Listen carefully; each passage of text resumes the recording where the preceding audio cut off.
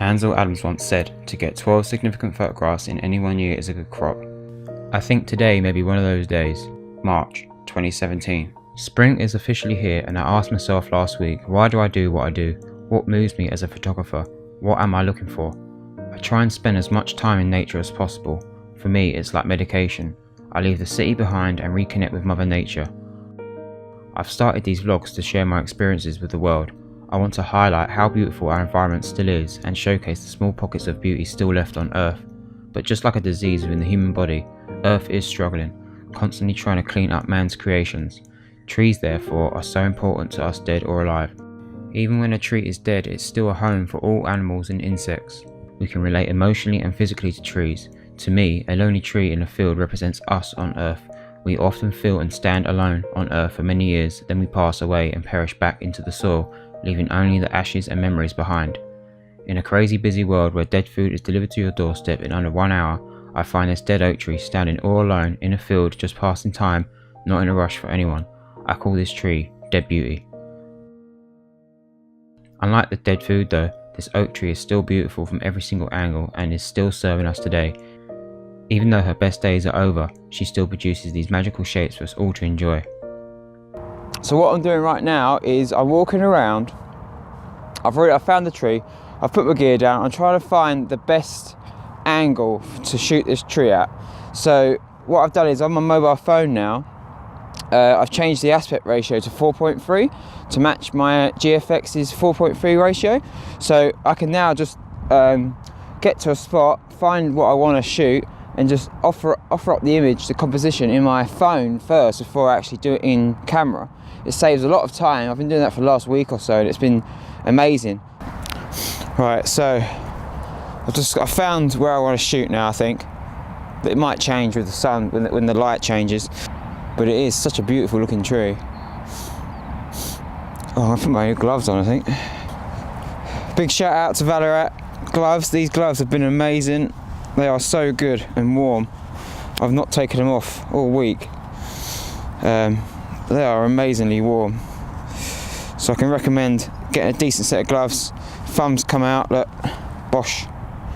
Flapso's got merino wool in it. This is not an advert for Ballarat or for Squarespace. Get your websites here. Use the code. It is pretty cold today actually. So yeah, so I'm just going to wait for the sun to do its thing. I'm just going to sit here and enjoy this tree, just me and the tree. Okay, we are on a brow of a hill, so the lower I get down here, like to this perspective, the less trees I see. So it just makes this tree stand out a lot more than up at eye level. So I mean, I've done that before. Sometimes I carry a ladder around with me. Sometimes I get up high to do the exact opposite. So sometimes I bring a ladder out with me, and I do the exact opposite. So I get my perspective is up here somewhere. But yeah, that's what I'm doing. So I'm just going to set this shot up now. I've got to wait for the sun to go down because it's so powerful at the minute. I mean, I could take the shot, but it's not the kind of light that I want.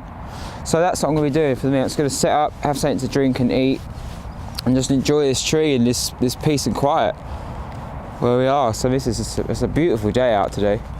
A few chemtrails out, thank you government. So got that hazy crap that's in the sky, but that should hopefully go later on. I'm so glad I found it. It took me quite a while to find it, driving back up, because when I was driving down from Birmingham back down to London, on my watch I've got you can set like a location. So as I drove past it and nearly crashed and saw it, I went quickly clicked my watch to put a pinpoint here. Well, it was over there somewhere, so I got a rough idea and location, which was really helpful, because otherwise I'd have carried on driving back down to London. I would never have found it. I've had to park quite far over there in another town, and as you saw, scoot over, because obviously there's no way of parking next to a motorway. I started to ask myself, why did I have such a reaction to this tree? And I have no idea why this tree. I've been thinking about this tree all week. I haven't been able to get it out of my mind. It's an emotion that it's created within inside you. That's what I'm trying to look for all the time, is trying to find that reaction. If it creates an emotion within me, then I'll go back and back and back until I can recreate that emotion. I was once in Grand Canyon a few years ago, and I was coming out of the park and I saw this light. I've never seen light like it before, and I only had my mobile phone with me, So I whipped out my mobile phone, took a snap, and the phone was taking it in HDR mode. I was blown away by the light. I went back to the same spot the next day to try and capture the same shot, and it did not look nothing like this, nothing like what I'd captured on my mobile phone. And that's what's crazy to me, because I'd taken my DSLR at the time. I think I had the Canon 5D Mark III, and I could not recreate that same image that I created on my mobile phone. I just couldn't. 2 o'clock in the afternoon, I'm probably going to have to wait a few hours for the sun to start dipping down, because it is very, very strong at the minute, and I don't want to shoot when it's this bright.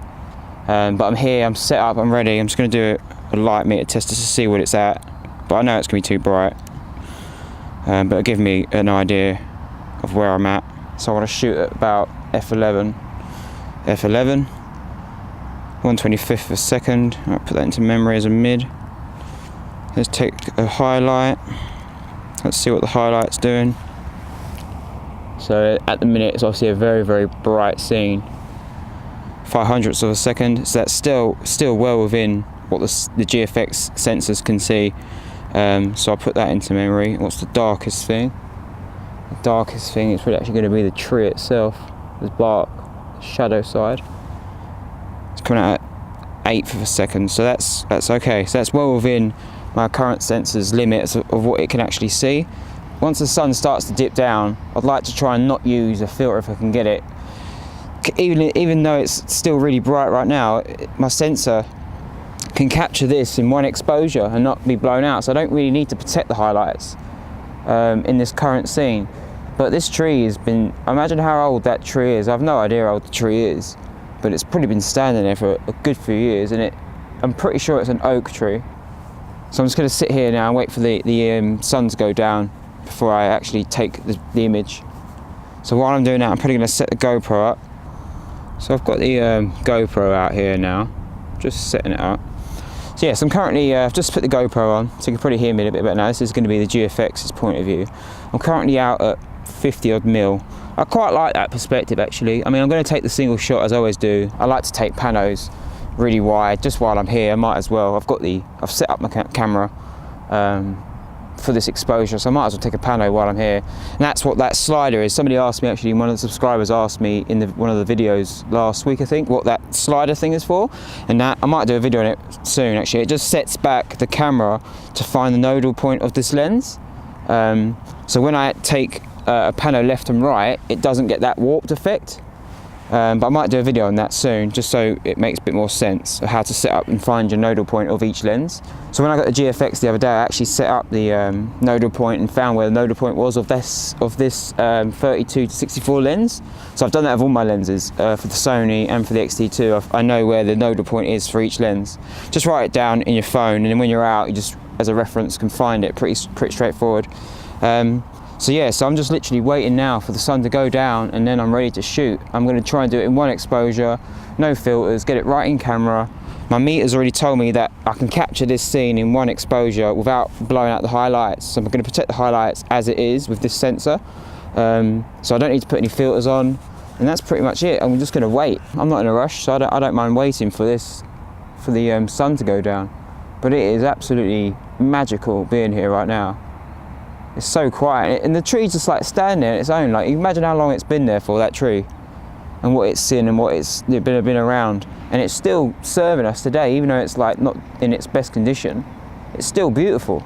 It just amazes me. I love trees. I think everybody loves a lonely tree, but this is a really, really pretty and beautiful lonely tree in the middle of a field. Okay, so I'm ready to turn on my camera. I'm just going to pull the screen out so I can see a bit better. Zoom out to about 50, 55, 56 mil.